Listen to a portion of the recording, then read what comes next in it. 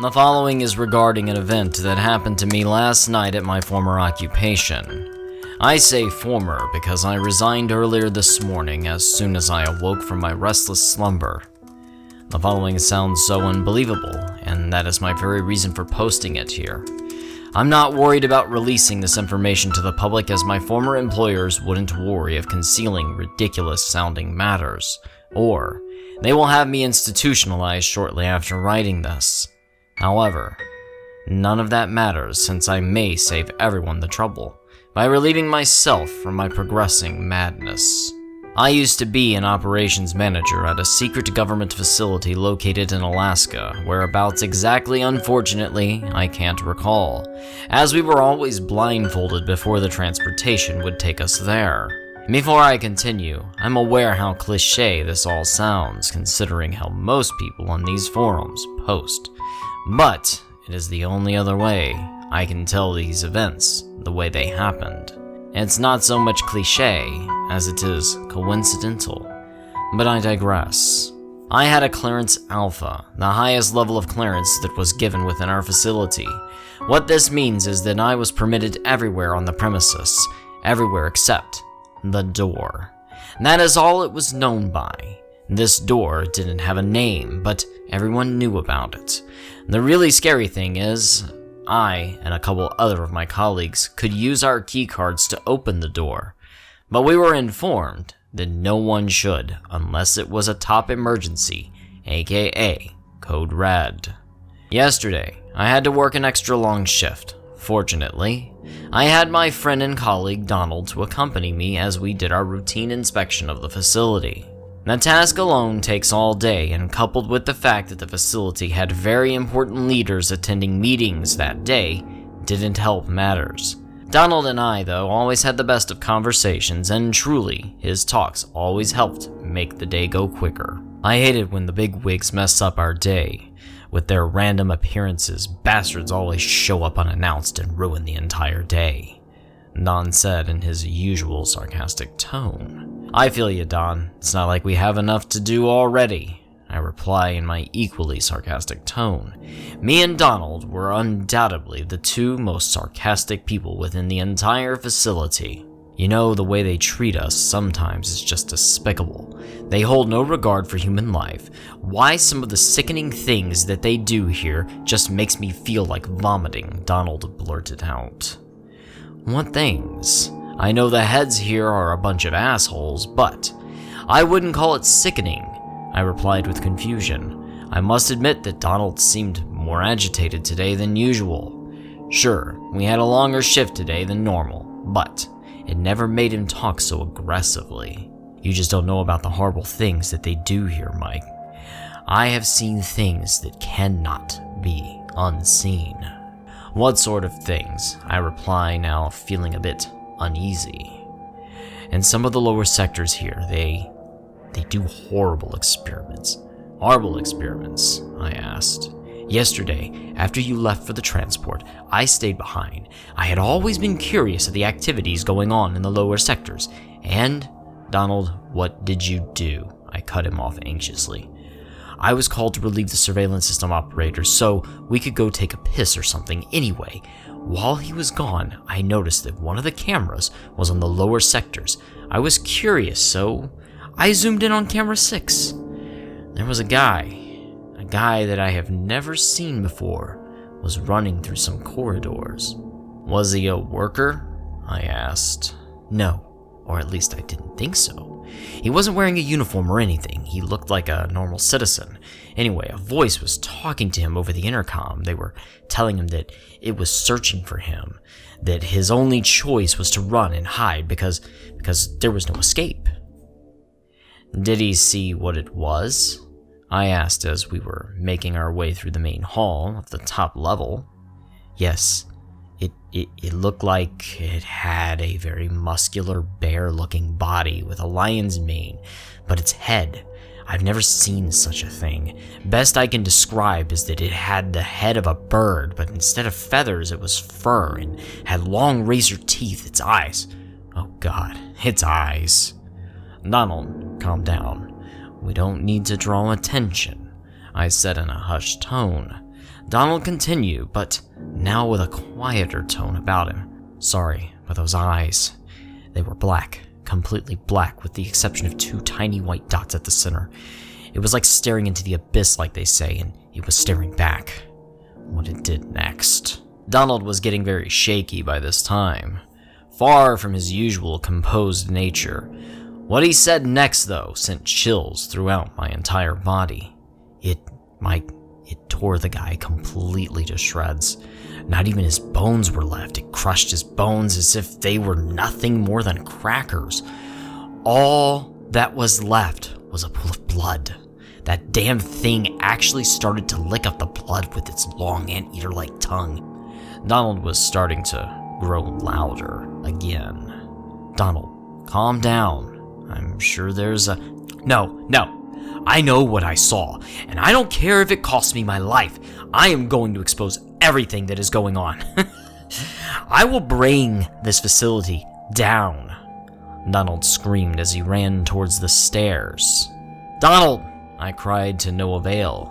I ran after my friend, but it was no use. The guy was twice as fast as I was. He was already at the door leading down to the lower sectors. Our facility didn't use an elevator because of constant blackouts that occur, and backup power was used for sealing off exits. Now I know why. I ran to the next sector down the lit stairs as Don had already passed a group of workers. "What's going on?" one woman yelled out. "It's Don. I think he's heading for the door on Sector 6, I said. "Oh God. What should we do?" she asked. "Code Red. It's a Code Red alert. The group will go get security, and this group will follow me. Now let's go, quickly," I shouted. We ran down the stairs. We were already on Sector 2, now passing 3, then 4, then 5, finally making it to Sector 6's door, or otherwise known as the door. "Are we actually going in?" someone asked. "We have to. I and Don were given clearance to this sector in case of a Code Red emergency. Now come on." After I finished my frantic speech, I used my key card and Sector 6's doors started to open. It was the only door with additional locks. The door itself was black, with a red light blinking over it at all times, and 2 large sliding locks across its exterior. It was more secure than any bank's vault. Once the door was completely open, we went in. I was expecting to see blood and carnage, but instead, it looked beautiful. The room's ceiling, floors, and walls were colored in a violet color, but it was the lights. The lights were not in any kind of bulb, but instead looked like tiny golden stars suspended in midair, like some kind of hologram. There were a lot of people there too, people I had not seen in a while. I was told they were transferred or relieved of duty, but no, they were all here, looking into the suspended lights, mesmerized like a moth would be. They didn't do anything other than continuously look into these lights. I noticed their clothing looked dirty and soiled. Some were worn and torn. It looked like they had been here for years, and considering how long it has been since I have seen these people, I would say my assumption was accurate. I myself became temporarily enraptured by one of the lights that appeared before my face. However, I remembered that I was here to look for Donald and broke free from my trance to look around for him. All of my colleagues that were with me were now mesmerized by the lights, as the others are. I finally saw someone in the corner of the room. The person was hunched over and completely naked. The jet-black greasy hair was unmistakable. It was Don. I ran over yelling, "Don! Don! We're here! Don!" Don suddenly turned around, and I saw what he was hunched over doing. He was eating someone's arm. "Don, what the..." Before I finished, Don let out an inhuman, ear-piercing shriek, and suddenly all the lights went out. When they came back on, Don was sitting there on the floor, staring towards the center of the room. I followed his gaze. I will attempt my very best efforts to describe the unspeakable horror that I saw. There was a figure standing in the middle of everyone. It was completely black, with some red, jagged-looking stalagmites emerging from various places, and eyes that looked like 2 tiny, shining white stars that were much brighter than all of the other suspended lights. The thing had to be nearly 5 feet wide and 10 feet tall. It was a hulking figure, but yet it didn't look completely solid, as if it was made out of smoke, but it was blacker than any smoke that I had ever seen. It also had what looked like smaller lights emerging within and from its body, as if outer space became a person. It held within its claw-shaped hand a single star that glowed every color, and even though it didn't have any discernible mouth, it started whispering into the star it was holding. That language was the most horrifying thing about this creature. It was like some kind of twisted tongue that man was never meant to hear. It was dark and ominous, threatening, yet calm. Its chanting was radiating through my entire being. I still hear that chanting in my mind. That thing's gruff, growling sounding voice reverberating through my entire body. As it chanted, so did everyone that was staring into the lights when suddenly all the lights went out. I was standing there in complete darkness. Darkness so black that it was freezing cold. The only thing I could see was my breath. When out of nowhere, lights came on. Not the suspended lights, but fluorescent lights from the room's ceiling. The violet color was now replaced with plain white walls. The entity was gone, and so were the suspended lights. The room was completely silent, and everyone was still there, but completely immobile. Though we were joined by 4 new bodies, if that is what you could call them, and each corner of the room were what looked like giant boulders of gore and viscera on top of very muscular, skinless legs. Suddenly, I heard a familiar ear-piercing shriek from Donald. He leapt at me as if he was ready to tear me apart, but before I could react, 4 other people jumped him, and in complete barbarism ripped Don to pieces. Some of the people that were accompanying me regained their minds and began screaming and running for the stairs, while others started attacking each other. The ones that were originally in Sector 6 broke out of their trance states and began mindlessly assaulting each other or some of the colleagues that were with me. Suddenly, the girl who I first talked to regarding Dawn attacked me. I have actually been taught different forms of combat, so I was able to fend her off. However, she apparently was so well versed as well. Finally, I managed to knock her to the ground. With a few punches, she was unconscious. I was going to carry her to the exit, but out of nowhere, skinless-looking demonic creatures appeared and snatched her up. She was torn to pieces right in front of me. I was about to run as everyone else, whether in madness or otherwise, was now doing, but then the lights started flickering as the power was trying to go out.